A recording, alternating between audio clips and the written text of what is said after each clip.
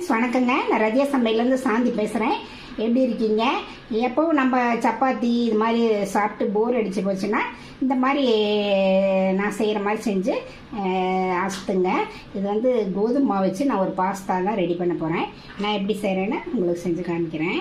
First time video பார்க்குறவங்களாம் தான் subscribe பண்ணிக்கங்க. பக்கத்தில் இருக்க பெல் பட்டனை கிளிக் பண்ணிங்கன்னா நான் போடுற வீடியோவில் உங்களுக்கு உடனுக்குடன் வந்து சேரும். வாங்க வீடியோக்குள்ளே போகலாம். பாஸ்தா கடையில் வாங்கி நம்ம சாப்பிட்றத விட நம்ம வீட்லேயே இந்த மாதிரி கோதுமை மாவு வச்சு செஞ்சு கொடுத்தோம்னா குழந்தைங்களுக்கு நல்ல ஆரோக்கியமாக இருக்கும். அது மாதிரி இதில் வந்து நான் ஒரு கப்பு கோதுமை மாவு எடுத்திருக்கேன். அதுக்கு அளவு உப்பு போட்டிருக்கேன். அப்படியே கலந்துட்டு கொஞ்சம் கொஞ்சமாக தண்ணி ஊற்றி அப்படியே சப்பாத்தி பதத்துக்கு பசஞ்சுக்கலாங்க.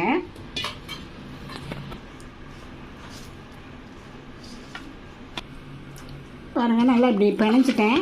ஒரு 5 நிமிஷம் அப்படியே இருக்கட்டுங்க. அதுக்கப்புறம் நம்ம மாவு பிசைஞ்சு பண்ணி பாருங்கள். இந்த மாதிரி பிசைஞ்ச மாவை வந்து நம்ம இப்படி சின்ன சின்ன உருண்டையாக உருட்டிக்கலாம். உருட்டிட்டு இந்த மாதிரி ஃபோர்க் இருக்குது பாருங்கள், இந்த மாதிரி செஞ்சிட்டோம்னா நம்மளுக்கு வந்து பாஸ்தா ஷேப் கிடச்சிரும். இது மாதிரி நம்ம வந்து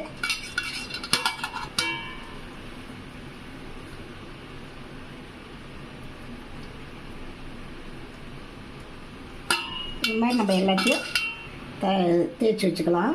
சாரி, இந்த மாதிரி ஷேப்பில் நான் பண்ணி வச்சுக்கலாம்.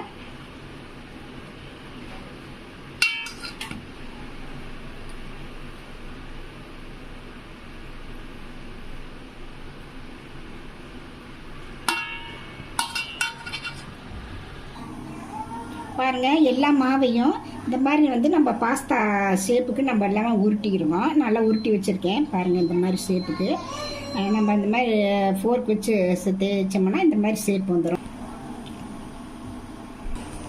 ஒரு பாத்திரத்தில் எண்ணெய் ஊற்றி வச்சுருக்கேங்க. தண்ணி ஊற்றி வச்சுருக்கேன். அதில் வந்து நல்லா கொதிக்குது. அதில் வந்து ஒரு ஸ்பூன் வந்து எண்ணெய் ஊற்றிருக்கேன்.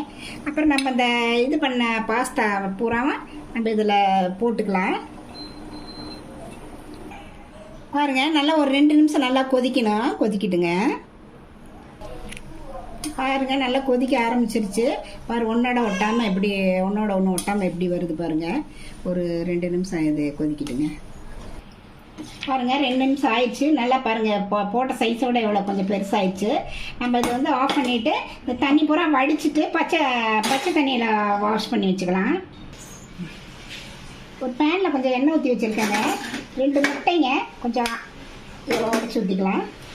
முட்டை கொஞ்சம் பொரிச்சு அதில் போட்டோம்னா கொஞ்சம் டேஸ்ட்டாக இருக்கும். அதுக்கப்புறம்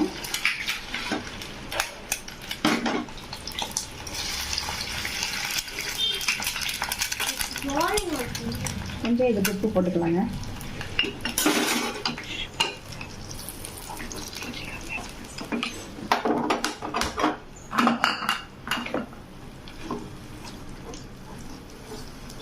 இது மாதிரி அப்படியே பொரிச்சுக்கலாம். கொஞ்சம் இதுக்கு வந்து பெப்பர் கொஞ்சம் போட்டுக்கலாம். கொஞ்சம் பொரிக்கிட்டுங்க, பொரிஞ்சோன்னு போட்டுக்கலாம்.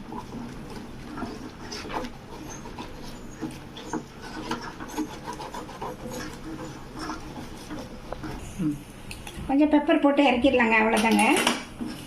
இறக்கி ஒரு பக்கம் வச்சுக்கலாம். பாருங்கள், ஒரு வடைச்சட்டியில் எண்ணெய் ஊற்றி வச்சுருக்கேன். எண்ணெய் நல்லா காஞ்சிருச்சு. பெரிய வெங்காயம் நல்லா பொருசாக கட் பண்ணியிருக்கேன். அது கொஞ்சம் போட்டுக்கலாம். வெங்காயம் நல்லா சவக்க வதங்கிட்டுங்க. இஞ்சி பூண்டு பேஸ்ட்டுங்க, அது கொஞ்சம் போடலாம். பச்சை வாசனை போட்டோம். தக்காளி ஒன்று பெருசாக கட் பண்ணி வச்சுருக்கேன் பொடிசாக. அதை இதில் சேர்த்து நல்லா வதக்கிக்கலாங்க. ஒரு ஸ்பூன் மிளகாத்தூள் போட்டுக்கலாம்.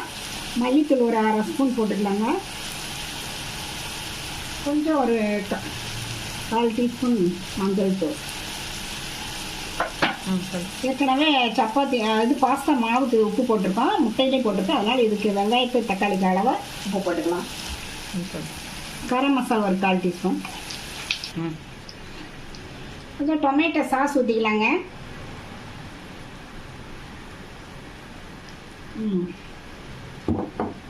அப்புறம் சோயா சாஸ் ஒரு 1/2 ஸ்பூனு. சில்லி சாஸ் இதெல்லாம் அப்படியே சேர்த்து கலந்து கொடுக்கலாம். இந்த வடித்து வச்ச பாஸ்தாவை இதில் சேர்த்திடலாங்க.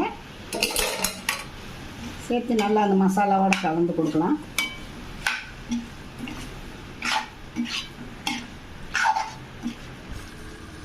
பாருங்க ரெடி ஆயிடுச்சு. இது கூட வந்து நம்ம வந்து முட்டை இருக்கு பொரிச்சு வச்சுருக்கோம்ல, அதை இதோட சேர்த்துக்கலாம்.